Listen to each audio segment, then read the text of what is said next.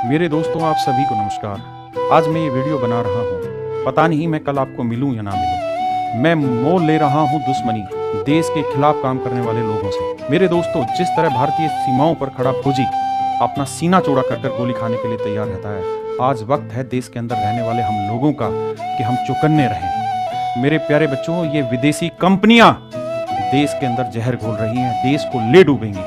मैं आपको बता रहा हूँ कैसे। आपके माँ बाप का, आपके भाई बहन का, आपके दोस्तों का रोजगार चला जाएगा अगर हम आज जिंदा नहीं हुए, अगर हम आज अपनी भारत सरकार को अपने विचार ना बता पाए। मेरे दोस्तों, 300 साल तक ईस्ट इंडिया कंपनी ने भारत को लूटने की साजिश रची, और जो पैसा वो 300 साल में नहीं लूट के ले गए, उतना पैसा आज विदेशी कंपनियां मात्र 300 दिन में लूट के ले जाना चाहती हैं। मेरे दोस्तों, उदाहरण के तौर पे समझने की कोशिश करना। मेरे बच्चे, मैं आपको ये कहूं कि भाई पूरे भारत में बिजली उत्पादन करने वाली 5 कंपनियां हैं, और उस बिजली का प्रयोग करने वाले हम जैसे हर एक आदमी, कोई एक सिंगल आदमी ऐसा नहीं है जो बिजली का प्रयोग नहीं करता, किसी ना किसी रूप में यूज करता है। मेरे प्यारे बच्चों, 5 भारतीय कंपनियां बिजली बना रही हैं। एक विदेशी कंपनी आई और उसने क्या किया, मान लीजिए 1 यूनिट बिजली पैदा करने में 3 रुपए का खर्चा होता है, और हर भारतीय कंपनी को वो बिजली पैदा करने में 3 रुपए का खर्चा होता है हमारे घर तक पहुंचाने में। एक विदेशी कंपनी आई और उस विदेशी कंपनी ने क्या कहा कि भैया मैं पूरे भारत में फ्री में बिजली दूंगा। अब लोगों ने क्या किया, फ्री के चक्कर में वो बिजली धीरे धीरे सब लोगों ने लेनी शुरू कर दी। मेरे प्यारे बच्चों, फिर क्या हुआ कि जो 5 भारतीय कंपनियां थी उनका प्रॉफिट तो था ही नहीं, क्योंकि वो तो बिल्कुल ही सेवा भाव से काम कर रही थी या बिल्कुल नेक टू नेक फाइट चल रही थी। धीरे धीरे मेरे दोस्तों, वो कंपनियां बंद होती चली गई। और एक वक्त ऐसा आएगा जब पूरे भारत में बिजली केवल और केवल एक ही कंपनी से आ रही होगी, विदेशी कंपनी से, और उस दिन वो अपनी उंगली मोड़ेंगे और मेरे प्यारे बच्चों, जो 1 यूनिट है उसकी कीमत 3 रुपए नहीं, सीधा 300 रुपए ले देंगे। आपकी औकात ही नहीं है कि आप उसके अगले आने वाले 10 साल तक आप उस इंफ्रास्ट्रक्चर को दोबारा तैयार करें। मेरे प्यारे बच्चों, यही काम गूगल प्ले स्टोर कर रहा। आप जानते हैं, बांटो और राज करो, वो नीति अपनाई ईस्ट इंडिया कंपनी ने। सभी एप्स पर, सभी सर्विस प्रोवाइडर पर एक साथ आंख बंद करके 30% चार्ज नहीं लगाया, सेलेक्टिव, कि कुछ पे लगाओ, धीरे धीरे उन्हें दबाओ, फिर अगलों को पकड़ो, फिर दबाओ, फिर अगलों को पकड़ो।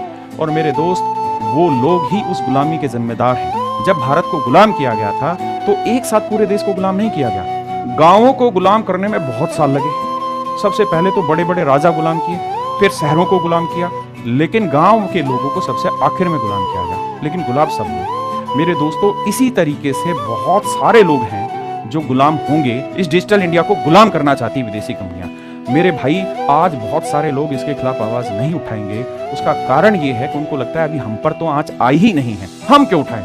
मेरे दोस्त, इंतजार मत करिए, आप सब पर आंच आनी है, आप सब पर आंच आनी है। मेरे दोस्तों, एक उदाहरण के रूप में समझना है, पूरे भारत में 20 करोड़ बच्चे हैं जो पढ़ाई कर रहे हैं। मेरे प्यारे बच्चों, 20 करोड़ को पढ़ाने के लिए करोड़ों टीचर्स हैं जो रोजगार ले रहे हैं और उन बच्चों को पढ़ा रहे हैं। करोड़ों ऐसे सिस्टम हैं जिसके थ्रू उन तक रोजगार जा रहा है। मेरे प्यारे बच्चों, मैं उदाहरण के रूप में आपको समझाता हूँ। मान लीजिए पूरे भारत में 20 करोड़ बच्चे तैयारी कर रहे हैं और वो हजारों लाखों टीचरों से पढ़ रहे हैं, तो उनका जो पैसा है भारत के ही टीचरों के पास रहता है। भारत के टीचर उसी पैसे को अपने यहाँ जो काम करते हैं उनके यहाँ खर्च करते हैं और देश में इन्वेस्ट करते हैं, और मोदी जी के जो समृद्ध भारत है उसको विकसित करने में योगदान देते हैं। लेकिन गूगल प्ले स्टोर क्या कहता है कि भैया, गूगल फंडिंग कर रहा है कुछ एजुकेटेड कंपनियों को, और पूरे देश में वही एजुकेटेड कंपनियां राज करेंगी। आप कहें सर ऐसा कैसे पॉसिबल है? सर पॉसिबल मैं बताता हूं। मान लीजिए पूरे देश में टॉप कुल मिला के 100 ऐसे इंस्टीट्यूशन हैं जो देश को एजुकेशन दे रहे हैं किसी भी लाइन में,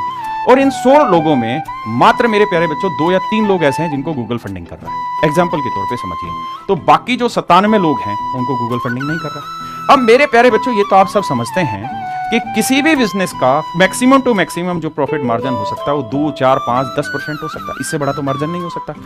अगर गूगल प्ले स्टोर ये पेनल्टी लगाता है, अगर गूगल प्ले स्टोर ये नियम लाता है कि भैया हम 30 लाता नहीं है, ला चुका है कि हम लगभग 30% आपसे चार्ज करेंगे, 26% हम आपसे चार्ज करेंगे, तो सर जिस कंपनी का, जिस इंस्टीट्यूशन का प्रॉफिट ही 2, 4, 5, 10% है, उससे 30% अगर गूगल प्ले स्टोर लेगा, और अगर वो नहीं मिलेंगे तो आपने अखबारों में पढ़ लिया कि 10 एप्स प्ले स्टोर से हटा दिए गए, तो क्या होगा, धीरे धीरे वो कंपनियां बंद होंगी। मेरे प्यारे बच्चों, 100 की आमदनी होगी, 150 का खर्चा, तो सोचिए 98 आमदनी, खर्चा रुपया, कैसे गुजारा होगा। धीरे धीरे वो 97 कंपनियां बंद होती चली जाएंगी और जो 3 कंपनियां जिनको गूगल की तरफ से फंडिंग है वो क्या करेंगी, सिर्फ वही चलेंगी। मेरे प्यारे बच्चों, इनको गली के बच्चों का ही पैसा नहीं लेना है, इनको मोहल्ले के बच्चों का पैसा नहीं लेना है, इनको गांव और कस्बों का पैसा नहीं लेना है, इनको तो शहरों का भी इससे पैसा नहीं लेना, इनको तो पूरे देश का पैसा लेना है और एकदम से लेना है। मेरे प्यारे बच्चों, दिनों दिन आप देखेंगे कि भारत में दुनिया भर के स्टार्टअप बंद होते चले जाएंगे और जो गूगल फंडेड होंगे या बड़ी बड़ी विदेशी कंपनियों से फंडेड होंगे वो पर फूलते फलते रहेंगे, वही देश में राज करेंगे। मेरे बच्चों, यही मैं आपको समझाने जा रहा हूं कि ये नियम बहुत गलत है। मैं भारत सरकार से ये प्रार्थना करता हूं कि देखिए, जहां की ये कंपनियां हैं, कितने ऐसे देश हैं जिन्होंने इनको लताड़ा है कि हमारे यहां हम इस तरीके का कोई चार्ज कस्टमर से नहीं लेने देंगे।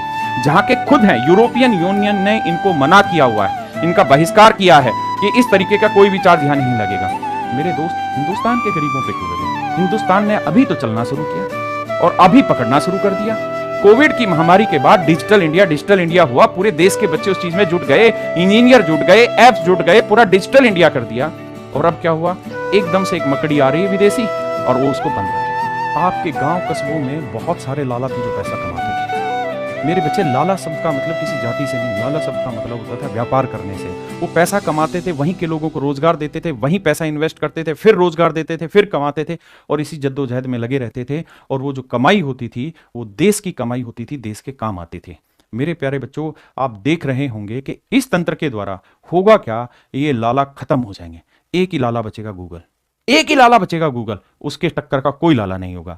मेरे दोस्तों, ये वक्त है अपने आप को जानने का, अपने आप को जागने का। अगर हम आज नहीं संभले तो कभी नहीं समझ पाएंगे। मेरे दोस्तों, मेरी सरकार से प्रार्थना है, कम से कम एजुकेशन को तो बचाओ सर।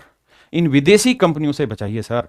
एजुकेशन में किसी भी तरीके का इन्वेस्टमेंट, फॉरेन फंडिंग जहर नहीं, बिल्कुल जहर के बराबर है।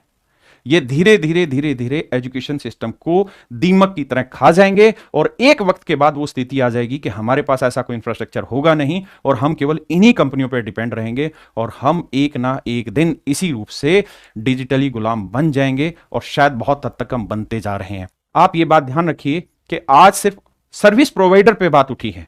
कोई भी किसी भी रूप में सर्विस प्रोवाइड कराता हो ऑनलाइन, हर एक पे उंगली उठाई गई है, हर एक की गर्दन को दबोचा गया है। धीरे धीरे हर एक को पकड़ा जाएगा। जो सर्विस प्रोवाइडर नहीं होगा उसको भी पकड़ा जाएगा। चाइना, ना तो वहां गूगल प्ले स्टोर है, ना वहां यूट्यूब है। मेरे प्यारे बच्चों, उनका खुद का गूगल प्ले स्टोर है। क्या आज भारत सरकार ये सोच सकती है कि हमारा खुद का गूगल प्ले स्टोर हो? नहीं। क्यों? क्योंकि उस प्रक्रिया को तैयार करने में काफी टाइम लगेगा और उतने टाइम तक तो ये ऐसा बंधन बांध देंगे कि कुछ बचेगा ही नहीं। देश के अंदर हम सबको बहुत चौकन्ना होने की जरूरत है इन चीजों से। हमें अपने आने वाले भविष्य के लिए आज ही सोचना पड़ेगा। इसलिए हमारी आवाज को सरकार तक पहुंचना हर आदमी के लिए जरूरी है। मेरे दोस्तों, आप वीडियो बना सकें जरूर बनाएं। आप में हिम्मत है तो जरूर बनाएं। मेरे बच्चों, मैं जानता हूं हर किसी में हिम्मत नहीं होती वीडियो को शेयर करने की और लाइक करने की। मैंने आज तक कभी ये चीजें नहीं कही होंगी, लेकिन आज मैं हाथ जोड़ के कहता हूं, इस वीडियो को मोदी जी तक पहुंचा दीजिए।